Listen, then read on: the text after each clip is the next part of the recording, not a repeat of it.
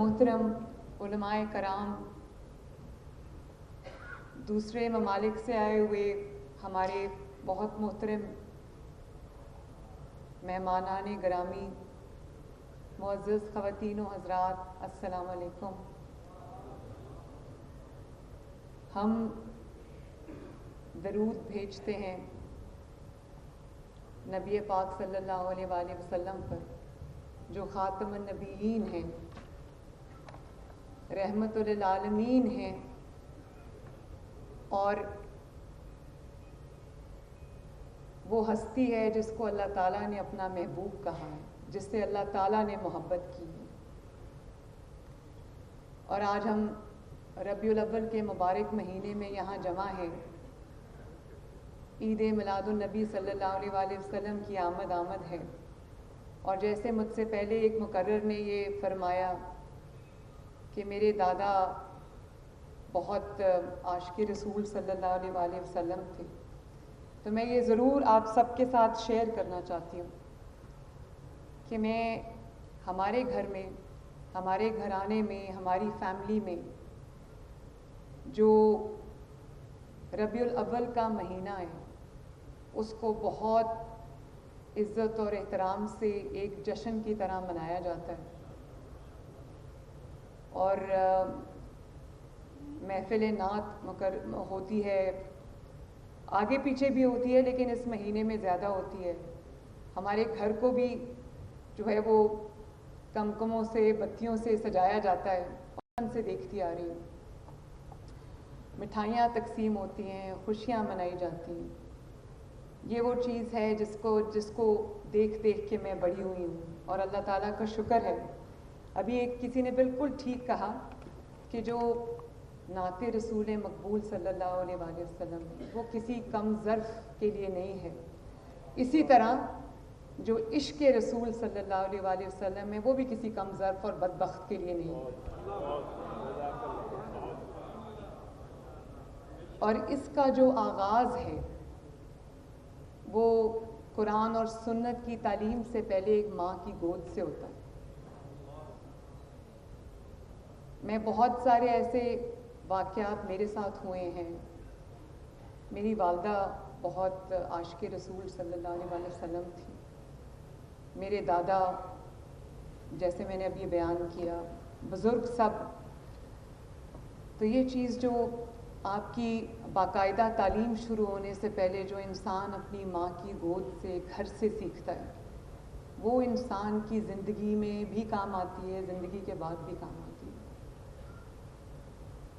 میں آج کل کے جو والدین ہیں ان کو یہ ضرور کہنا چاہوں گی کہ رات کو جب آپ اپنے بچوں کے ساتھ بیٹھتے ہیں، ان کو سلاتے ہیں، ان کو کہانیاں سناتے ہیں، تو ضرور ان کو ڈزنی کے کیریکٹرز کی باتیں سنائیں، ان کی کہانیاں سنائیں، سٹوری بکس پڑھ کے سنائیں۔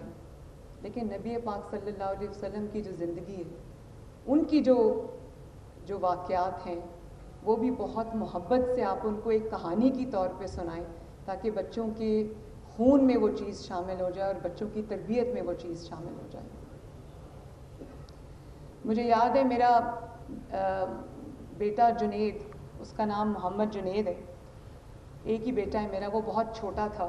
تو ان دنوں ہم ایگزائل میں تھے سعودی عربیہ میں، وہ بہت چھوٹا تھا۔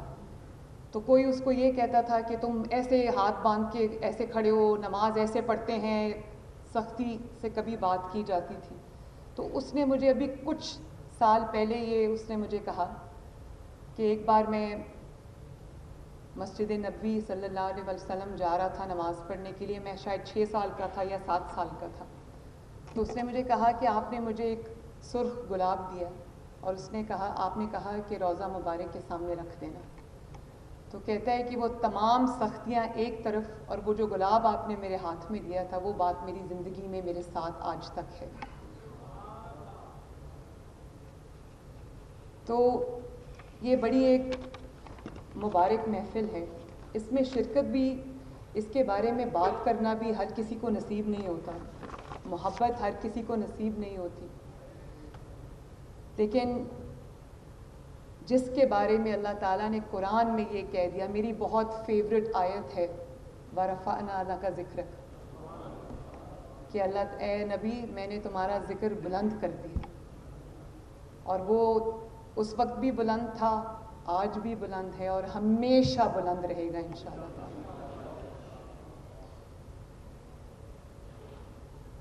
آج بہت بات ہوتی ہے ہیومن رائٹس کی، ویسٹرن ورلڈ میں بڑی بات ہوتی ہے ہیومن رائٹس کی، لیکن مجھے اس بات کی خوشی ہے کہ ہیومن رائٹس کا جو پہلا درس تھا، جس کی بنیاد رکھی گئی، وہ نبی پاک صلی اللہ علیہ وآلہ وسلم نے جو ایک باقاعدہ اسلام کی پہلی درسگاہ، اسلام کی پہلی یونیورسٹی جو مسجد نبوی شریف ہے، اس میں زمین پہ بیٹھ کر کھجوروں کی جو وہ چھال ہے اس کی چھت بنا کر وہاں سے جو آغاز کیا گیا، آج آپ دیکھیں کہ وہ تعلیم پوری دنیا میں پھیلی ماشاءاللہ، اور جو ہیومن رائٹس کی بنیاد رکھی وہ نبی پاک صلی اللہ علیہ وآلہ وسلم نے رکھی، جو آج جتنے بھی آپ ہیومن رائٹس میں کوئی بھی رائٹ اٹھا کے دیکھ لیں جن کو عقل اور دانش مانتی ہے، تو آپ یہ دیکھیں کہ وہ اس کی جو فاؤنڈیشن ہے وہ تب نبی پاک صلی اللہ علیہ وسلم نے رکھی تھی۔ اس کو ہیومن رائٹس کا، انسانیت کا پہلا منشور ہونے کی حیثیت اس کو حاصل ہے، اور اس میں ہر شخص کے، ہر انسان کے حقوق کا تعین کیا گیا ہے۔ آپ اس میں خواتین کو دیکھ لیں، جو معاشرے کے پسے ہوئے طبقات ہیں ان کو دیکھ لیں، جو تفریق کی جاتی ہے انسان کے اندر، امیر اور غریب کے اندر، کالے اور گورے کے اندر، وہ سب تفریق انہوں نے منع فرما دی، اور ایکوالٹی جس کی آج بات ہوتی ہے اس کا سب سے پہلا درس جو ہے وہ جو حجۃ الوداع کے وقت میں جو پہلا چارٹر ہیومن رائٹس کا، انسانیت کا پہلا چارٹر جو ہے وہ نبی صلی اللہ علیہ وسلم نے دیا۔ اور ہم بڑی بات کرتے ہیں کیونکہ میں خاتون ہوں، لیکن میں اس لیے یہ بات نہیں کر رہی، میرے آگے میرے بھائی بزرگ بیٹھے ہیں،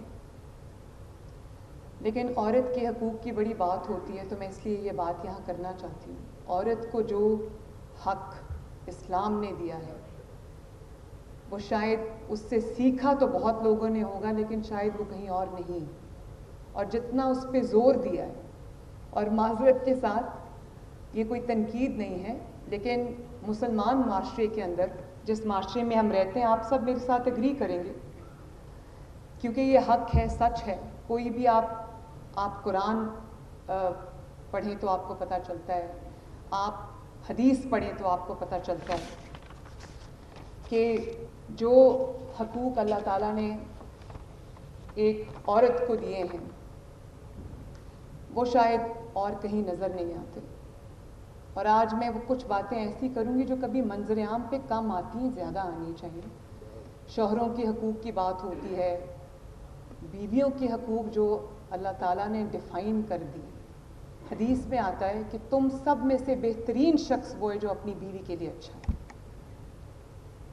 اور پھر نبی صلی اللہ علیہ وسلم نے حضرت فاطمہ الزہرا کے بارے میں کیا فرمایا کہ میرے دل کا ٹکڑا ہے۔ جب حضرت فاطمہ الزہرا تشریف لاتی تھی تو نبی صلی اللہ علیہ وسلم کھڑے ہو جاتے تھے، کھڑے ہو کے ان کا استقبال کرتے تھے، ان کا احترام کرتے تھے۔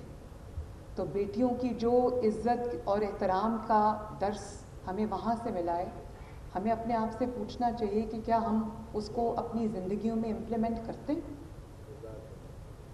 اور پھر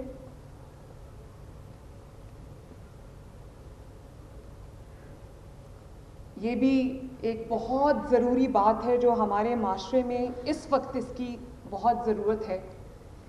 جب کسی کی بیٹی کی شادی ہوتی ہے، بڑی دھوم دھام سے ہم شادی کرتے ہیں، اس کو رخصت کرتے ہیں، اللہ نہ کرے اس کی زندگی میں کبھی کوئی پرابلم آتی ہے، اس کی نہیں گزارا ہوتا اور وہ اپنے والدین کے گھر لوٹا دی جاتی ہے، واپس آ جاتی ہے، تو والدین سمیت ہمارے معاشرے کا یہ مائنڈ سیٹ ہے, سوسائٹی کا یہ مائنڈ سیٹ ہے کہ اس کو تانا دو, اس کو تنگ نظری سے دیکھو, اس کو ایک ڈفرینٹ اس کی طرح سیگمنٹ آف سوسائٹی کی طرح ٹریٹ کرو. حالانکہ ایک حدیث جس کا زیادہ ذکر نہیں ہوتا لیکن میں ضرور کرنا چاہوں گی, وہ حدیث یہ ہے کہ جب تمہاری کوئی بیٹی تمہارے پاس لوٹا دی جاتی ہے تو اس کا جو حق پہلے سے زیادہ بڑھ جاتا ہے تم پر. یعنی کہ جو اس کی شادی کرنے سے پہلے اس کا حق تھا تم پر, جب وہ لوٹ کے تمہارے پاس آ جاتی ہے, اللہ نہ کرے کوئی طلاق ہو جاتی ہے یا علیحدگی ہو جاتی ہے, اس کے بعد جب وہ والدین کے گھر واپس لوٹا دی جاتی ہے یا واپس آ جاتی ہے, تو اس کے اوپر جو حق ہے وہ زیادہ والدین کا بڑھ جاتا ہے. اور ایک اور حدیث میں آتا ہے, ایک اور جو روایت ہے اس میں آتا ہے کہ اس کی وجہ یہ کہ ایک تو وہ تمہاری بیٹی ہے, دوسرا اس کا دل زخمی ہے. اور ہمارے گھر میں خدا نخواستہ پڑھے لکھے گھروں میں بھی امیر اور غریب میں یکساں جب بیٹیوں کی بات آتی ہے, جب خدا نخواستہ بیٹی گھر واپس آ جاتی ہے اور اس کے دکھ کو دکھ نہیں سمجھا جاتا, اس کو تانا دیا جاتا ہے, اس کی تذلیل کی جاتی ہے اور اس کے اوپر وہ احکامات لگا دیے جاتے ہیں جو ہمارے شریعت میں نہیں ہیں. اور بیٹیوں کو بوجھ سمجھا جاتا ہے. میں بھی کسی کی بیٹی ہوں اور میں یہ سمجھتی ہوں کہ بیٹیاں جس طرح اپنے والدین کا ساتھ دیتی ہیں, اپنے گھر والوں کا ساتھ دیتی ہیں, ان کی قربانی ان کے لیے دیتی ہیں, تو حدیث میں ایک اور بھی حدیث ہے کہ جس نے 2 بیٹیوں کی اچھے طریقے سے پرورش کی وہ میرے جنت میں میرے ساتھ یوں ہوگا. یہ بھی بات ہونی چاہیے. میری آپ سب سے گزارش ہے کہ یہ بات بھی ضرور ہونی چاہیے. اور پھر بچیوں کی جو تعلیم ہے آج کل ہم دیکھتے ہیں اس کے اوپر بہت فتوے آ رہے ہیں. نبی صلی اللہ علیہ وسلم کا کیا فرمان کہ علم حاصل کرو چاہے تمہیں چین بھی جانا پڑے. اس میں مرد اور عورت کی کوئی تفریق نہیں ہے. ہم بیٹوں کو اعلیٰ تعلیم کے لیے بھیجتے ہیں, ہم بیٹوں کے لیے ہر وہ موقع پیدا کرتے ہیں جس میں وہ ایکسیل کر سکیں, آگے بڑھ سکیں. لیکن جہاں بیٹی کی بات آتی ہے کچھ ہمارا دل ڈر جاتا ہے. میں بھی 2 بیٹیوں کی ماں ہوں, مجھے احساس ہے اس چیز کا. اور کہیں ہمارے مائنڈز میں, ہمارے دماغوں میں, ہمارے خیالات میں تو وہ تفریق ہے جس کی وجہ سے بچیوں کے لیے وہ مواقع ان کو نہیں ملتے جس میں وہ آگے بڑھ سکے. اور زندگی میں کبھی ان کے اوپر کوئی امتحان کا وقت آئے تو ان کے پاس وہ امپاورمنٹ نہیں ہوتی جس میں وہ کسی پہ اگر بوجھ نہ بننا چاہیں تو ان کے ہاتھ میں بھی کوئی ہنر ہونا چاہیے, ان کے ہاتھ میں بھی کوئی تعلیم ہونی چاہیے. ہم بیٹیوں کی پرورش کرتے کرتے یہ بھول جاتے ہیں کہ خدا نخواستہ کل بچی کے اوپر کوئی مشکل آ سکتی ہے تو اس کے لیے اس کو ہم تیار کرنا بھول جاتے ہیں. تو یہ جو چیزیں ہیں, ان چیزوں کے اوپر ہمیں پورا اس طرح کی بھی جو تعلیمات ہیں اس کے اوپر بھی ہمیں پورا عمل کرنا چاہیے. اور پھر جو نبی صلی اللہ علیہ وآلہ وسلم کی تعلیمات ہیں اس میں جو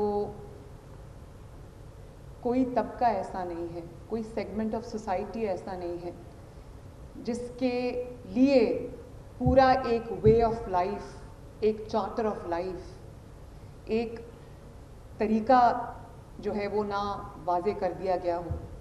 چاہے وہ بزنس مین ہوں, تاجر ہوں, سیاستدان ہوں, حکمران ہوں,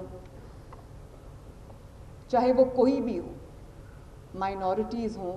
مائنورٹیز کے ساتھ دیکھیں آپ ڈیل کرنے کا طریقہ نبی صلی اللہ علیہ وسلم نے بتا دیا ہے کہ کسی کے مذہب کو برا نہ کہو کہ وہ تمہارے مذہب کو برا کہے.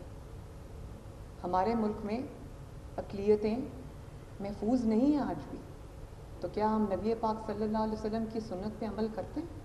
ہم ہر بات پہ بندوق اٹھا لیتے ہیں, قتل و غارت شروع ہو جاتی ہے, دھمکیاں شروع ہو جاتی ہیں. دین کو جو انسان ریپرزینٹ کرتا ہے, جو ہمارے علماء کرام ہیں, جو ہمارے مولوی حضرات ہیں, جن کو ہم دین سے منسلک کرتے ہیں, جن سے ہم سیکھتے ہیں, ان کا جو عمل ہے وہ ایسا ہونا چاہیے کہ ان کو دیکھ کے دین سے محبت ہو جائے. میرے پاس بہت سارے, میں ایک پینفل ویزیبلٹی کی جگہ پہ بیٹھتی ہوں میرے سامنے جو چیزیں آتی ہیں میرے دل اٹھتا ہے. کبھی اس طرح سے جو ہے وہ اسلام کی دین کی محبت لوگوں کے دلوں میں نہیں ڈالی جا سکتی. زور زبردستی لڑائی مار کٹائی اس خون بہانے سے دھمکیوں سے یہ نہیں ہو سکتا. یہ ہو سکتا ہے دلوں کو اگر مسخر کرنا ہے تو وہ محبت سے ہو سکتا ہے. اور ہمارے جو دین کی تبلیغ کرنے والے جتنے بھی حضرات ہیں, دین سکھانے والے جتنے علماء کرام ہیں, اساتذہ کرام ہیں, معلم ہیں, ان کی اتنی بڑی جگہ ہے ہمارے دلوں میں, ہمارے معاشرے میں. ان کو معاشرے کا جو راستہ ہم نے ایز اے نیشن ہمارا جس کا تعین ہے وہ آپ لوگوں نے کرنا ہے.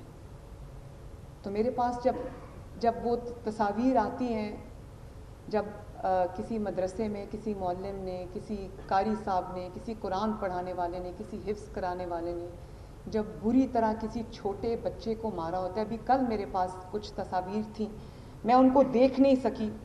پوری اس بچے کی آئی تھنک 6 یا 7 سال کا وہ بچہ تھا اور کسی مدرسے میں پڑھنے جاتا تھا. وہ گردن سے لے کے پیٹھ تک اس کی پوری کمر جو ہے وہ ڈنڈوں سے نیلی تھی.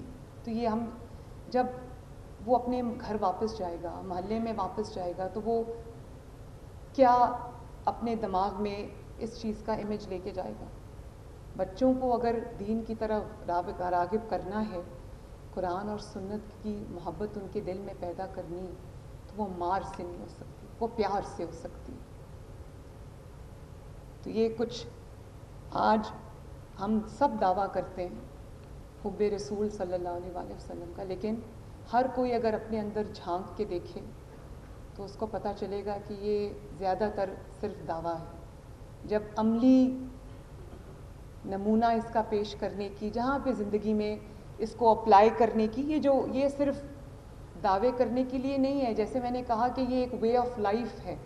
کچھ بھی آپ کا کاروبار ہو, کچھ بھی آپ کا پیشہ ہو, تو وہاں پر جو تعلیمات ہے اللہ تعالیٰ کی, نبی پاک صلی اللہ علیہ وسلم کی, اس کو اپنے اوپر اپلائی کرنا جب آپ کوئی مشکل فیصلہ کرنے جا رہے ہوں, یہ بہت ضروری ہے.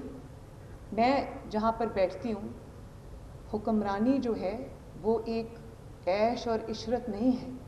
حکمرانی اتنا بڑا بوجھ ہے, ذمہ داری کا, فرض کا, جواب دہی کا, کہ اس سے انسان کے کندھے جھک جاتے ہیں. اللہ تعالیٰ کو جو جواب دینا ہے, میرے پاس پنجاب میں 15 کروڑ کے قریب عوام ہے. اگر کسی کو روٹی نہیں ملتی, کسی کو سستا آٹا نہیں ملتا, کسی کے پاس گھر نہیں ہے, کسی کے محلے کی صفائی نہیں ہوتی, کسی کو علاج نہیں ملتا, تو میرے دل پہ مجھے رات کو نیند نہیں آتی اس خوف سے کہ میں اللہ تعالیٰ کو کیا جواب دوں گی. اور میں روز جب گھر سے نکلتی ہوں تو میں یہ نیت کر کے نکلتی ہوں, میں اللہ تعالیٰ سے یہ دعا کر کے نکلتی ہوں, میں یہ کلمات رپیٹ کرتی ہوں. گاڑی میں جب میں اپنے آفس جا رہی ہوتی ہوں تو میں کہتی ہوں اللہ تعالیٰ مجھے ریاکاری سے, مجھے تکبر سے اپنی عظمت والی پناہ عطا کر دیں, اور میری جو نیت ہے اس کو اپنے لیے اور اپنی مخلوق کے لیے, اپنی دکھی انسانیت کے لیے خالص کر لینا, اور میرے کام میں اپنی مدد شامل حال فرمانا. اور جس جگہ پہ میں ہوں اللہ تعالیٰ نے طاقت دی ہے, عزت دی ہے, پاور دی ہے. تو جب آپ کو اللہ تعالیٰ نے طاقت دی ہو, پاور دی ہو, مائٹ دی ہو, عزت دی ہو, اس کو ایسے استعمال کرنا کہ کسی سے تھوڑی سی بھی, چاہے وہ آپ کا بدترین مخالف ہو, کسی سے زیادتی نہ ہو جائے, کسی سے ظلم نہ ہو جائے. کیونکہ اللہ تعالیٰ غفور الرحیم ہے گناہ گار کے لیے, اللہ تعالیٰ ظالم کے لیے غفور الرحیم نہیں ہے. ظالم کو اللہ تعالیٰ نے جس کے ساتھ ظلم ہوا ہے, مظلوم کی جو کہتے ہیں آج جو ہے وہ عرش تک جاتی. تو میں اس بات سے ڈرتی ہوں کہ کسی سے کوئی تھوڑی سی بھی زیادتی یا ظلم نہ ہو جائے. میرے بدترین مخالف ہیں, انہوں نے جو مظالم میرے پہ ڈھائے, آج وہ اپنے آرام سے وہاں پر اچھا کھانا بھی کھا رہے ہیں, جیل میں بھی ہیں.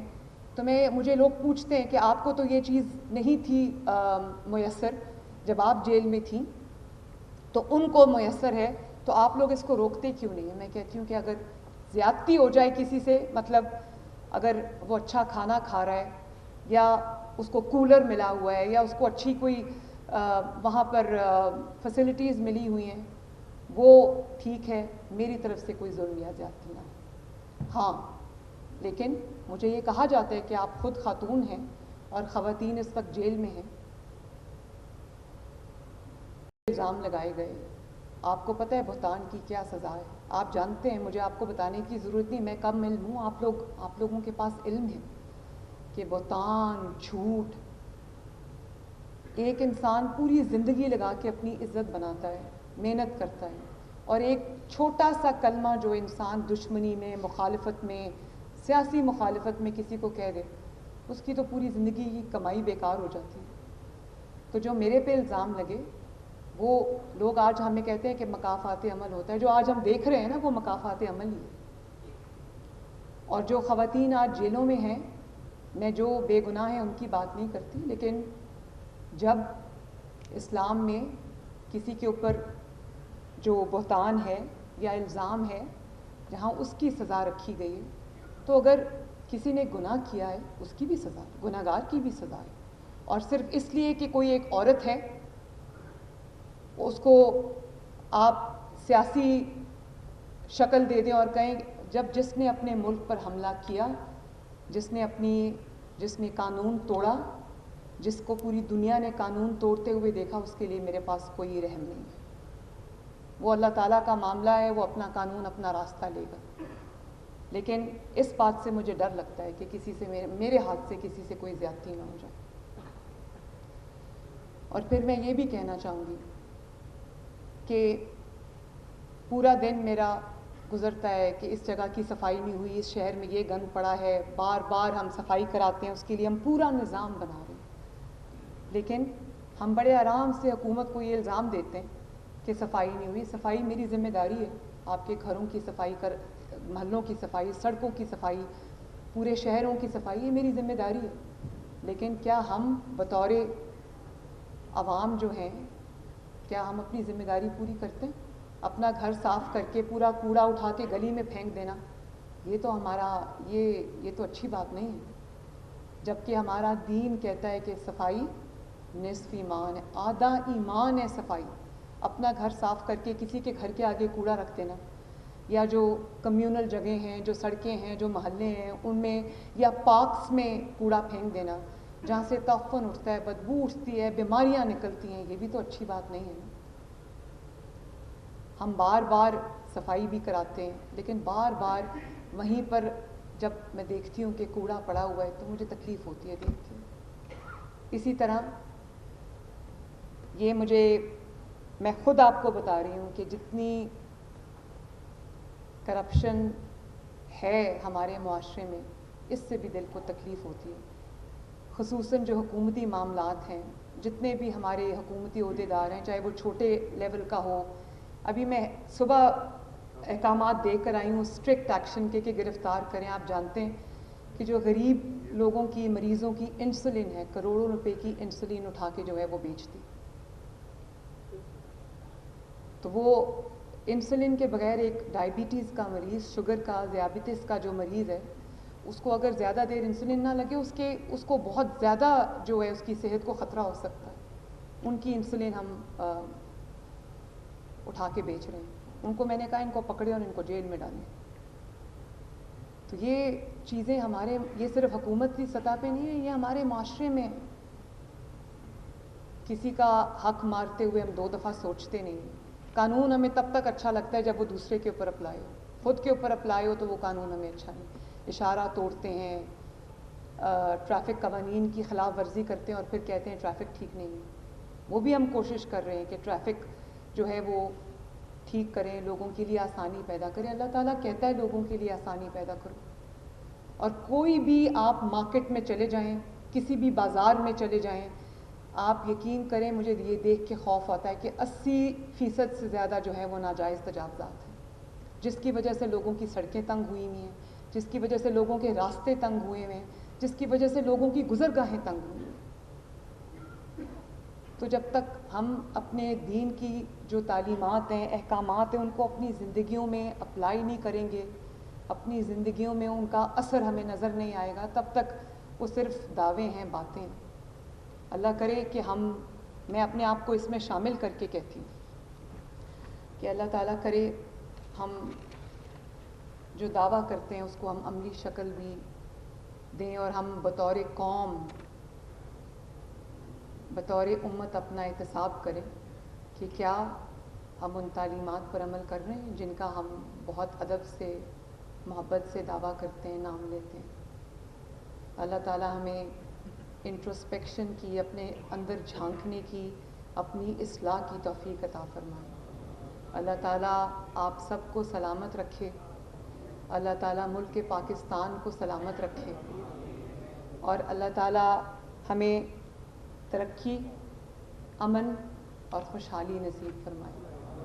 اللہ تعالیٰ میرے لیے دعا فرما دیجیے، اور مجھے دعا میں یاد رکھیں کہ اللہ تعالیٰ مجھے توفیق دے کہ میں اس صوبے کے عوام کی، خصوصاً غریب عوام کی دل سے خدمت کر سکوں، اور اللہ تعالیٰ میری مدد فرمائے اس میں. اللہ تعالیٰ آپ سب کا حامی و ناصر ہو. بہت بہت شکریہ.